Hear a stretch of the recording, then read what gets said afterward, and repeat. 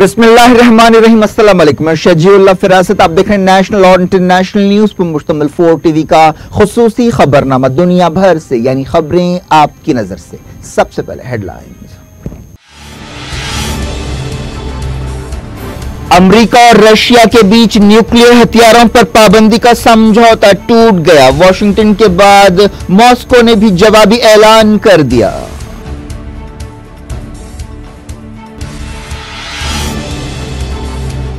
America और Russia ने एक दूसरे पर लगाया समझौते की खिलाफ वर्जियों का इल्जाम। ईरान ने कहा वॉशिंगटन भरोसे के लायक नहीं।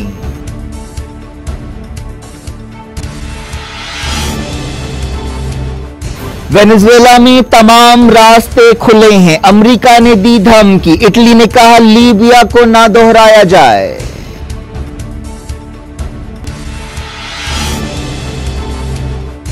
वेनेजुएला में हुकूमत के खिलाफ मुजाहरे। अपोजिशन लीडर गेडो ने फौज को हमनवा बनाने की कोशिशें शुरू कर दी।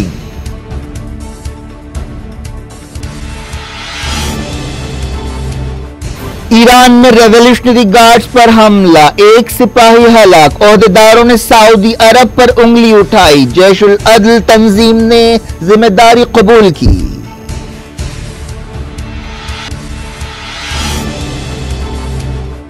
यमन बहरान को हल करने के लिए जॉर्डन में बातचीत होगी।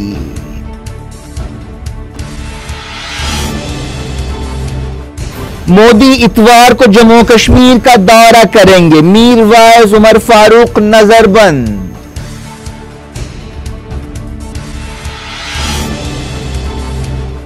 ऋषि कुमार शुक्ला सीबीआई के नए डायरेक्टर होंगे। तकर्रुर में देर पर सुप्रीम कोर्ट की नाराजगी के बाद ऐलान।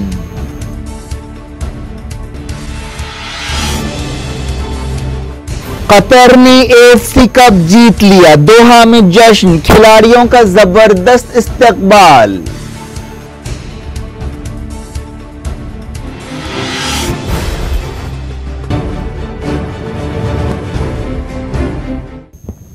हेडलाइंस आपने देखी। अब खबरों की तफसील की तरफ आपको ले चलते हैं। अमेरिका और रशिया के बीच न्यूक्लियर हथियारों के बारे में सर्द जंग या कोल्ड वॉर के दौरान किया गया एक समझौता खत्म हो गया, जिसके बाद ऐसा डर है कि हथियारों की भयानक दौड़ फिर से शुरू हो जाएगी, जिससे दुनिया के वजूद को खतरा पैदा हो सकता है। अमेरिका ने इस समझौते से बाहर निकलने का ऐलान किया, जिसके बाद रशिया ने भी ऐसा ही फैसला किया। रशिया के सदर व्लादिमीर पुतिन ने ओहदेदारों को हिदायत दी कि वो अमेरिका के साथ न्यूक्लियर हथियार छोड़ने के बारे में बातचीत शुरू न करें। इस तरह अमेरिका और रशिया के बीच ताल्लुकात हालिया अरसे में सबसे निचली सतह पर पहुंच गए हैं। पहले से ही यूक्रेन, सीरिया, अमेरिकी इलेक्शन से छेड़छाड़ और दूसरे मसाइल पर दोनों मुल्कों के बीच तलखियां पाई जाती हैं। यह समझौता 1987 में किया गया था, जिस पर उस वक्त के अमेरिकी सदर रोनाल्ड रेगन और सोवियत लीडर मिखाइल गोर्बाचोव ने दस्तखत किए थे। पुतिन ने समझौता तोड़ते हुए कहा कि रशिया नए मिसाइल्स बनाने का काम शुरू करेगा, जिनमें हाइपरसोनिक मिसाइल भी शामिल होंगे। रशिया में आला सतह की एक मीटिंग में सूरत हाल का जायजा लिया गया। मीटिंग के दौरान वजीर खारजा सर्जी लावरोव ने इल्जाम लगाया कि अमेरिका इस समझौते की खिलाफ वर्जी कर रहा था। पुतिन ने कहा कि रशिया नए हथियारों के लिए अपना फौजी बजट नहीं बढ़ाएगा, यूरोप और दूसरे इलाकों में उस वक्त तक हथियार तैनात नहीं करेगा जब तक अमेरिका ऐसा नहीं करेगा। इससे पहले अमेरिका ने intermediate range nuclear course INF समझौते पर अमल को रोकने का ऐलान किया। इस समझौते को 6 महीने के अंदर पूरी तरह से तोड़ दिया जाएगा, बशर्ते कि रशिया इस समझौते की खिलाफ वर्जियां नहीं रोकता। अमेरिका के secretary of state Mike Pompeo ने यह बात कही। सदर डोनाल्ड ट्रंप ने भी एक बयान में कहा कि लंबे अरसे से रशिया इस समझौते की खिलाफ वर्जी कर रहा था। रशिया की वजारत खारजा की तर्जुमान मारिया ज़कारोवा ने रशियन मीडिया को बताया कि अमेरिका की तरफ से इस समझौते से बाहर निकलने का फैसला रशिया के लिए शर्मिंदगी की बात नहीं है, ये आलमी समझौतों से बाहर निकलने की अमेरिका की एक और हरकत है। नाटो ने कहा कि अगर रशिया अमेरिका के मुतालबे के मुताबिक अपने तमाम नए मिसाइल सिस्टम्स को तबाह करने में नाकाम रहता है तो समझौते के खात्मे के लिए रशिया ही जिम्मेदार होगा। ईरान के वज़ीर ख़ारजा जवाद ज़रीफ ने कहा कि रशिया के साथ INF समझौता तोड़ने से यह पैगाम जाता है कि अमेरिकी हुकूमत के साथ कोई भी समझौता नहीं किया जा सकता, क्योंकि वो काबिल भरोसा नहीं है। सदर डोनाल्ड ट्रंप ने 2015 की तारीखी ईरान न्यूक्लियर डील को भी तोड़ा था। बात करते हैं वेनेजुएला की। अमेरिका वेनेजुएला में निकोलास मदुरो हुकूमत को बर्खास्त करने के लिए हर तरह की कोशिश के लिए तैयार है। नायब सदर माइक पेंस ने यह बात बताई। उन्होंने फ्लोरिडा में वेनेजुएला से ताल्लुक रखने वाले लोगों से खिताब करते हुए बताया कि अमेरिका जमहूरियत की पुरअमन बहाली के लिए सफारती दबाव डालता रहेगा, लेकिन तमाम ऑप्शंस को खुला रखा गया है। उन्होंने वार्निंग दी कि निकोलास मदुरो को अमेरिका के इरादों का इम्तिहान नहीं लेना चाहिए। यह बातचीत का नहीं बल्कि अमल का वक्त है। हाल ही में निकोलास मदुरो ने कहा था कि वो अपोजिशन लीडर जुआन गेडो से बातचीत के लिए तैयार हैं, जिन्होंने अपने आप को उबूरी सदर करार दे दिया है। अमेरिका के national security adviser John Bolton ने भी सख्त जबान इस्तेमाल करते हुए निकोलास मदुरो को गांतनामू भेजने की धमकी दी। एक रेडियो इंटरव्यू में जॉन बोल्टन ने कहा कि बहुत जल्द उन्हें ओहदा छोड़ना होगा और जितनी जल्द वो ओहदा छोड़ेंगे उनके लिए बेहतर होगा। इस दौरान अपोजिशन लीडर गेडो वेनेजुएला की फौज को अपना हमनवा बनाने की कोशिश कर रहे हैं। पता चला है कि उन्होंने बाज सिपाहियों को खत लिखा है और कहा है कि वो बगावत करें। ये खत मंजर आम पर भी आया, जिसमें उन्होंने फौज से कहा कि वो मदुरो का साथ छोड़ दे और उनका साथ दे। उन्होंने अपने हामियों से कहा कि वो सड़कों पर निकलकर मुजाहरे करें और मदुरो के इस्तीफे का मुतालबा करें। हफ्ते को भी वेनेजुएला में हुकूमत के खिलाफ मुजाहरे हुए। यूरोपीय मुल्क वेनेजुएला की सूरत हाल के बारे में बटे हुए हैं। यूरोपीय पार्लियामेंट में गेडो को वेनेजुएला के लीडर की हैसियत से तस्लीम किया गया और यूरोपीय यूनियन के तमाम 28 रुकन मुल्कों से कहा गया कि वो इस फैसले पर अमल करें और गेडो को ही जायज उबूरी सदर समझें, लेकिन इटली ने इस बात को मानने से इनकार कर दिया और यूरोपीय यूनियन को वेनेजुएला में लीबिया जैसी कार्रवाई के खिलाफ खबरदार किया। इटली के वजीर खारजा ने कहा कि वेनेजुएला में एक नई जंग को टालना सबके हक में है और सबको इसके लिए काम करना चाहिए। 2011 में लीबिया के उस के डिक्टेटर मोअम्मर कज़्ज़ाफ़ी के खिलाफ कार्रवाई का हवाला देते हुए उन्होंने कहा कि अफ्रीकी मुल्क में हमला एक गलती था और उसके नतीजे में न सिर्फ लीबिया बल्कि पूरे खित्ते का इस्तेहकाम मुतासिर हुआ। हमें वेनेजुएला में ऐसा होने से रोकना चाहिए। इस दौरान बोलीविया के सदर इवा मोरालेस ने वेनेजुएला के दारुल कराकास का दौरा किया। उन्होंने निकोलास मदुरो से मुलाकात की और उनकी तायद करने का ऐलान किया। बोलीविया के अलावा बाज मुल्क जैसे रशिया, चाइना और ईरान ने मदुरो का साथ देने का ऐलान किया है और कहा है कि वेनेजुएला में अमेरिका बगावत की कोशिश कर रहा है। अमेरिका के इत्तेहादी मुल्कों ने मदुरो के मुकाबले में अपोजिशन लीडर गेडो का साथ देने का फैसला किया। यूनाइटेड नेशंस के सेक्रेटरी जनरल एंटोनियो गुटेरेस ने कहा कि वो तनाव कम करने के लिए मदुरो के साथ काम करने तैयार हैं। अपोजिशन लीडर जुआन गेडो ने चाइना को लुभाने की कोशिश करते हुए कहा है कि वो चाइना के साथ आपसी समझौतों का एहतराम करेंगे और जल्द से जल्द बीजिंग के साथ बातचीत शुरू करने के लिए तैयार हैं। अपोजिशन लीडर गेडो ने बहरान को हल करने के लिए यूरोपीय यूनियन और चाइना की तरफ से सुलह कराने की पेशकश रद्द कर दी।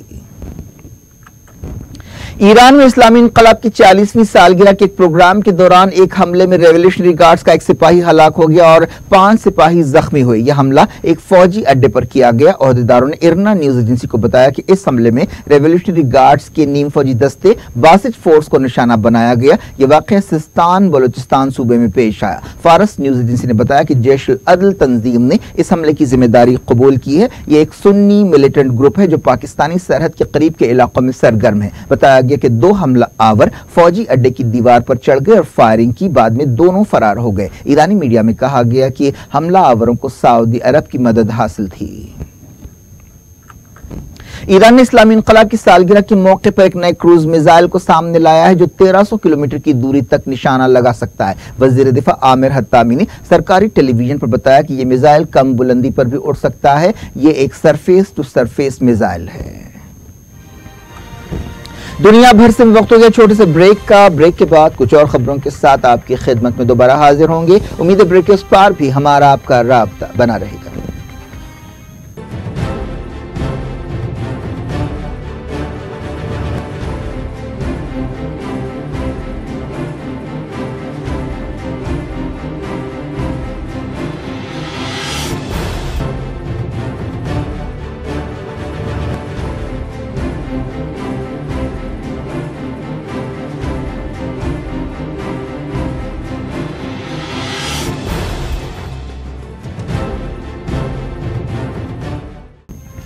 Welcome back. आप देख रहे हैं अपना पसंदीदा खबरनामा दुनिया भर से और मैं हूं शजीउल्लाह फिरासत। इस खबरनामे में हम आपके लिए लाते हैं दुनिया की गोशे गोशे से आप ही की पसंद और दिलचस्पी की खबरें। आगे बढ़ने से पहले हेडलाइंस एक बार फिर।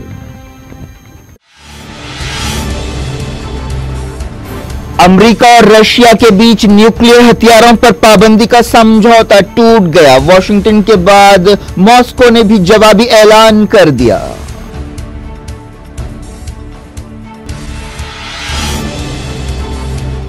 अमेरिका और रशिया ने एक दूसरे पर लगाया समझौते की खिलाफ वर्जियों का इल्जाम। ईरान ने कहा वॉशिंगटन भरोसे के लायक नहीं।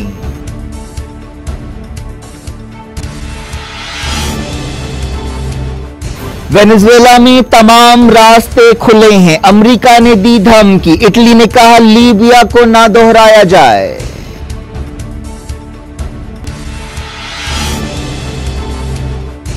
वेनेजुएला में हुकूमत के खिलाफ मुजाहरे। अपोजिशन लीडर गेडो ने फौज को हमनवा बनाने की कोशिशें शुरू कर दी।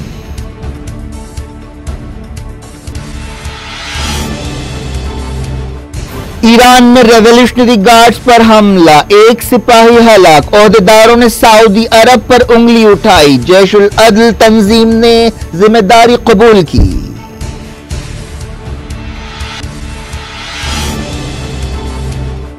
यमन बहरान को हल करने के लिए जॉर्डन में बातचीत होगी।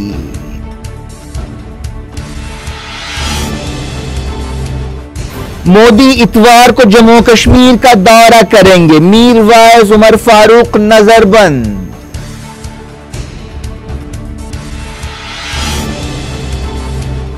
ऋषि कुमार शुक्ला सीबीआई के नए डायरेक्टर होंगे। तकर्रुर में देर पर सुप्रीम कोर्ट की नाराजगी के बाद ऐलान।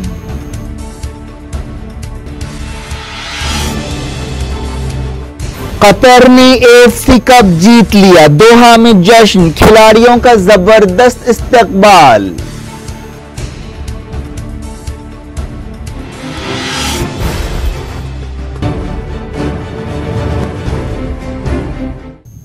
डायरेक्ट इंटरनेशनल न्यूज के सिलसिले को यमन बहरान को हल करने के लिए यूनाइटेड नेशंस की कोशिशों से अब जॉर्डन में बातचीत होगी। जॉर्डन की वजारत खारजा की तर्जुमान ने यह बात बताई। हाल ही में एक समझौता हुआ था जिसके तहत अल हुसियों और सऊदी इत्तेहाद के बीच कैदियों का तबादला हो रहा है। जॉर्डन के ओहदेदारों ने बताया कि यूनाइटेड नेशंस की दरख्वास्त पर इस बातचीत की मेजबानी से इत्तेफाक किया गया है। सऊदी अरब के क्राउन प्रिंस मोहम्मद बिन सलमान ने रियाद में हाल ही में बनाई गई डिफेंस काउंसिल की पहली मीटिंग की सदारत की। इस मीटिंग में फौजी मामलात का जायजा लिया गया। अमेरिकी एक्सपर्ट्स ने कहा कि सऊदी अरब चाइना और पाकिस्तान की मदद से एक मिसाइल प्रोग्राम पर काम कर रहा है। अगर यह रिपोर्ट सही है तो यह सऊदी अरब की पॉलिसी में बड़ी तब्दीली है और इससे अमेरिका नाराज होगा। अखबार वॉशिंगटन पोस्ट ने कहा कि सऊदी अरब ने बैलिस्टिक मिसाइल बनाने का काम शुरू किया है। इराक की वॉलंटियर फोर्स हर्षद शाबी ने मोसुल में अमरीकी फौज की पेट्रोलिंग रुकवा दी। हर्षद शाबी के डिप्टी कमांडर रिजवान अल इंजी ने कहा कि अमरीकी सिपाही इस वाक़े से काफी डर गए और हवाई हिफाजत भी तलब की। ऑस्ट्रेलिया की फौज ने यह बात मानी है कि 2017 में इराक के मोसुल शहर में उसके फाइटर जहाजों के हमले में 6 से 18 सिविलियंस हलाक हुए थे। ऑस्ट्रेलिया के वजीर दिफा क्रिस्टोफर पाइन ने यह इकरार किया। इसराइल की सिक्योरिटी फोर्सेस की कार्रवाई में कई फलस्तीनी जख्मी हो गए। गजा और मगरबी किनारे में कई जगह फलस्तीनी और इसराइली फोर्सेस की झड़पें हुई। जुमे को सैकड़ों लोग फलस्तीनी इलाकों में सड़कों पर निकल आए और इसराइली कब्जे के खिलाफ एहतजाज किया। यूएन चीफ एंटोनियो गुटेरेस ने कहा कि वो मगरबी किनारे के शहर अल खलील या हिब्रोन में फलस्तीनियों की हिफाजत को यकीनी बनाने के लिए मुतल्लिका फरीकों से बातचीत के लिए तैयार हैं। यूएन चीफ के तर्जुमान स्टीफन जारेक ने यह बात बताई। हाल ही में इसराइल ने अल खलील के हालात पर नजर रखने वाली एक आलमी तंजीम को वापस जाने का हुक्म दिया था। यूनाइटेड नेशंस ने कहा है कि गजा एक ऐसे इंसानी बहरान की तरफ बढ़ रहा है जिसकी पहले कभी मिसाल नहीं मिलती। यूनाइटेड नेशंस ने गजा के लोगों के लिए फौरी 14 करोड़ 80 लाख डॉलर मदद का मुतालबा किया है। यूनाइटेड नेशंस के तर्जुमान ने न्यूयॉर्क में एक प्रेस कॉन्फ्रेंस से खिताब करते हुए यह बात बताई। अफगानिस्तान के फराज सूबे में 24 घंटों के दौरान 5 तालिबान हलाक और 7 जख्मी हो गए। इनमें तालिबान का एक ग्रुप कमांडर भी शामिल है। सिक्योरिटी फोर्सेस ने इस इलाके में मिलिटेंट्स के खिलाफ एक क्रैकडाउन शुरू किया है। लंदन में अफगानिस्तान के बारे में कॉन्फ्रेंस हुई जिसमें 50 मुल्कों के तकरीबन 80 नुमाइंदों ने हिस्सा लिया। इस मौके पर अफगानिस्तान के नुमाइंदे ने कहा कि तमाम मुल्कों को अमन कोशिशों की तायीद करनी चाहिए। हाल ही में तालिबान और अमरीका के दरमियान कतर में अहम बातचीत हुई। अमेरिका के एक मशहूर मुस्लिम लीडर लुइस फराखान ने अफ्रीकन अमेरिकन के लिए एक अलग मुल्क का मुतालबा किया है। उन्होंने इंस्टाग्राम पर एक वीडियो पोस्ट करते हुए कहा कि यह सिर्फ मेरा मकसद नहीं है बल्कि खुदा भी ये चाहता है और कई लोग भी यही चाहते हैं। एक रिपोर्ट में कहा गया कि अमेरिका में मुसलसल 5वें साल हेट क्राइम्स में इजाफा हुआ। यह report centre for hate crimes and extremism California university ने तैयार की है। इस रिपोर्ट में कहा गया कि पिछले साल अमेरिका के 10 बड़े शहरों में से 9 शहरों में हेट क्राइम्स के 921 वाकयात पेश आए, जो पिछले सालों से काफी ज्यादा है। अमेरिका के मिडवेस्ट और दूसरे इलाकों में कड़ाके की सर्दी बरकरार है। पोलर वोर्टेक्स नामी एक मौसमी अमल के नतीजे में खून जमा देने वाली सर्दी पड़ रही है। इस सर्दी की वजह से कम 21 लोगों की मौत हुई है। कई रियासतों में टेम्परेचर -40 तक गिर गया है। अमेरिका में कितनी सर्दी पड़ रही है इसका अंदाजा इस बात से लगाया जा सकता है कि आयोवा से एक वीडियो वायरल हुआ है जिसमें देखा जा सकता है कि एक लड़की के गीले बाल फौरी फ्रीज हो गए। सिर्फ 2 दिनों में 2.7 मिलियन लोगों ने इस वीडियो को देखा। ब्राजील में हाल ही में डैम टूटने के वाकये का एक वीडियो सामने आया है। इस वीडियो में वो लम्हा दिखाया गया है जब डैम टूटा। ये वाकया पिछले जुमे को पेश आया था जिसमें कम से कम 115 लोग हलाक हुए हैं। अभी 250 लोग लापता हैं। अमेरिका में हिंदुस्तान के सफारत खाने ने 24 घंटे चलने वाली एक हॉटलाइन खोली है ताकि उन हिंदुस्तानी स्टूडेंट्स की मदद हो सके जिन्हें अमेरिकी ओहदेदारों ने कायदे तोड़ने पर गिरफ्तार किया है। अमेरिका में रहने के लिए एक जाली यूनिवर्सिटी में भर्ती के इल्जाम में 130 स्टूडेंट्स को गिरफ्तार किया गया जिसमें 129 हिंदुस्तानी हैं। इस दौरान नई दिल्ली में हिंदुस्तानी ओहदेदारों ने इस मसले पर अमेरिकी सफारत खाने से एहतजाज किया। इस सिलसिले में एक खत लिखा गया। वज़ीर-ए-आज़म नरेंद्र मोदी इतवार को जम्मू कश्मीर का दौरा करेंगे। कश्मीरी अलहदगी पसंदों ने मोदी के दौरे के मद्देनजर एहतजाजी बंद का ऐलान किया है। इस दौरान हुर्रियत कॉन्फ्रेंस के चेयरमैन मीरवाइज उमर फारूक को नजरबंद कर दिया गया है। मीरवाइज ने ट्विटर पर अपनी नजरबंदी की खबर दी। उन्होंने कहा कि मोदी के दौरे से पहले हुकूमत डिक्टेटरशिप चला रही है। पिछले मंगल को पाकिस्तान के वज़ीर ख़ारजा शाह महमूद कुरैशी ने टेलीफोन पर मीरवाइज से बातचीत की थी जिस पर एक तनाज़ा पैदा हो गया था और हिंदुस्तान और पाकिस्तान ने एक दूसरे से एहतजाज किया था। मोदी इस दौरे के दौरान तरक्याती प्रोग्रामों का इफ्तिताह करने वाले हैं। वज़ीर-ए-आज़म नरेंद्र मोदी ने इल्जाम लगाया कि बंगाल की चीफ मिनिस्टर ममता बनर्जी जमहूरियत को कुचलने के लिए पिछली कम्युनिस्ट हुकूमत के रास्ते पर चल रही है। मोदी ने कहा कि ममता बनर्जी को याद रखना चाहिए कि इससे पहले न कुछ फायदा हुआ और न अब इससे कुछ फायदा होगा। मोदी बंगाल के दुर्गापुर में बीजेपी की एक रैली से खिताब कर रहे थे। उन्होंने कोलकाता में अपोजिशन की मेगा रैली के लिए अपोजिशन पार्टियों पर तनकीद करते हुए कहा कि तमाम जमातें इसलिए उनके खिलाफ हो गई हैं क्योंकि उन्होंने करप्शन के खिलाफ कार्रवाई की है। मोदी ने ममता बनर्जी से कहा कि आपका वक्त खत्म हो चुका है। मोदी ने दावा किया कि ममता बनर्जी के पैरों के नीचे से जमीन खिसक रही है। मोदी की बंगाल रैली के दौरान भगदड़ जैसी सूरत हाल पैदा हो गई जिसकी वजह से कम 16 लोग जख्मी हुए। इस वाकये की वजह से मोदी ने अपनी तकरीर आधी कर दी। उन्होंने रैली की वजह से अवाम को होने वाली तकलीफ पर अफसोस का इजहार किया। वज़ीर-ए-आज़म नरेंद्र मोदी की क़यादत वाले पैनल ने आईपीएस ऑफिसर ऋषि कुमार शुक्ला को सीबीआई का नया डायरेक्टर मुकर्रर किया है। शुक्ला 1984 बैच के ऑफिसर हैं। वो मध्य प्रदेश के साबिक डायरेक्टर जनरल ऑफ पुलिस हैं। उन्हें 2 साल के लिए इस ओहदे पर मुकर्रर किया गया। वो सीबीआई के कारगुजार डायरेक्टर नागेश्वर राव की जगह लेंगे जिन्हें आलोक वर्मा को बरतरफ करने के बाद बिठाया गया था। सुप्रीम कोर्ट ने सीबीआई के मुस्तकिल डायरेक्टर को मुकर्रर करने में देरी पर नाराजगी का इजहार किया जिसके बाद ये तकर्रुर किया गया। वर्मा को नाखुशगवार अंदाज में हटाए जाने के बाद 10 जनवरी से सीबीआई डायरेक्टर का ओहदा खाली था। वर्मा और गुजरात कैडर के आईपीएस ऑफिसर राकेश आस्थाना के दरमियान करप्शन के इल्जामात और एक दूसरे के खिलाफ खूब कीचड़ उछाले जाने के बाद एक बड़ा तनाज़ा पैदा हुआ था जिसके बाद सीबीआई में गड़बड़ का मसला मीडिया में नुमाया हुआ था। इस मामले पर खूब सियासत भी हुई। कांग्रेस और दूसरी अपोजिशन पार्टियों ने इल्जाम लगाया कि हुकूमत सीबीआई का इस्तेमाल सियासी हिसाब किताब बराबर करने के लिए कर रही है। कतर ने AFC Asia Cup football tournament जीत लिया, जिसके बाद दोहा की सड़कों पर जश्न शुरू हो गया। कतर का यह पहला एशिया कप टाइटल है जिसने फाइनल में 4 मरतबा की चैंपियन जापान को 3-1 से हराया। यह टूर्नामेंट यूएई के अबुधाबी में खेला गया। कतर फुटबॉल एसोसिएशन और मुल्क के फुटबॉल फैंस ने कौमी टीम के दोहा पहुंचने पर जबरदस्त इस्तकबाल किया। अबुधाबी के मैदान में कतर की टीम को पसंदीदा टीम का दर्जा हासिल नहीं था, जिसकी एक वजह सऊदी अरब और इत्तेहादी मुल्कों के साथ कतर का तनाज़ा है। यूएई के खिलाफ मैच के दौरान तमाशाइयों ने कतरी खिलाड़ियों पर जूते और पानी की बोतलें भी फेंकी थीं। कतर 2022 में फुटबॉल वर्ल्ड कप की मेजबानी करने वाला है। कतर के कोच फेलिक्स सैंचेज ने बताया कि आज हमने तारीख बनाई है, इस पर हमें बहुत फख्र होना चाहिए। ये 2022 की तैयारियों के लिए एक अहम कदम है। Who can send Qatar 3-1 into the lead, and that he does. Qatar still have the possession. They have battled might and main, and Qatar are the Asian champions of 2019. Scenes of delirium in Zayed Sports City.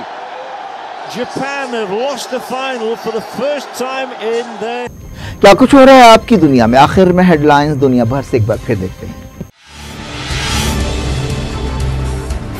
America और Russia के बीच nuclear हथियारों पर पाबंदी का समझौता टूट गया। Washington के बाद मॉस्को ने भी जवाबी ऐलान कर दिया।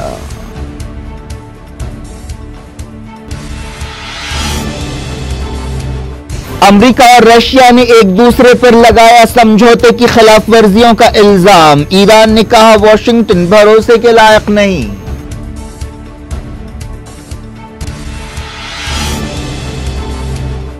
वेनेजुएला में तमाम रास्ते खुले हैं। अमेरिका ने दी धमकी। इटली ने कहा लीबिया को ना दोहराया जाए।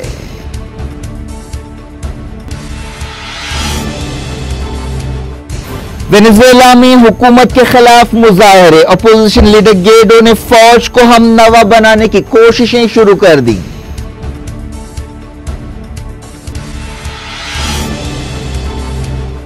ईरान में रेवोल्यूशनरी गार्ड्स पर हमला, एक सिपाही हलाक। ओहदेदारों ने सऊदी अरब पर उंगली उठाई। जैश-उल अदल तंजीम ने जिम्मेदारी कबूल की।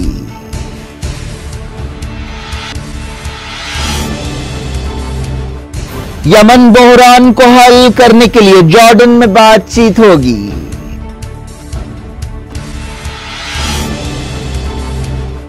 मोदी इतवार को जम्मू कश्मीर का दौरा करेंगे। मीर वाइज उमर फारूक नजरबंद।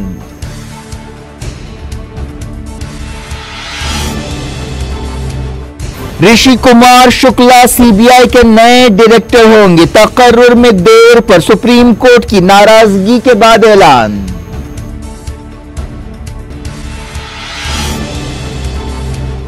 कतर ने एफसी कप जीत लिया। दोहा में जश्न, खिलाड़ियों का जबरदस्त इस्तकबाल।